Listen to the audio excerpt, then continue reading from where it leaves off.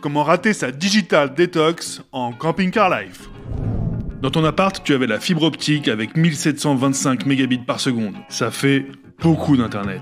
Et ça tombe jamais en panne. En partant vivre dans un camping-car, tu pensais te déconnecter des écrans, communier avec la nature, retrouver le fil de tes pensées, mais tu te rends compte que presque partout, au fond des forêts, au milieu de nulle part, tu captes la 4G sur ton téléphone. Et qu'avec la 4G et un forfait 350 Go, t'as largement de quoi t'engluer au fin fond de la toile. Un jour, tu tombes dans une des rares zones blanches qu'il reste en France. Le coin est très beau, t'as une super vue, t'as pas une voiture qui passe, mais t'as pas internet.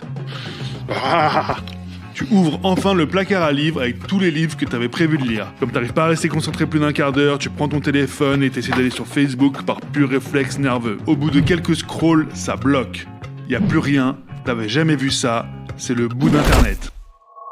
Tu te sens coupé du monde, dans le vide sidéral. T'as l'impression que plein de gens ont des trucs à te dire mais qu'ils arrivent pas à te joindre, alors t'essaies de les entendre par télépathie, mais ton imagination te fait entendre exactement ce que t'as envie d'entendre. On t'aime fort, tu nous manques tellement.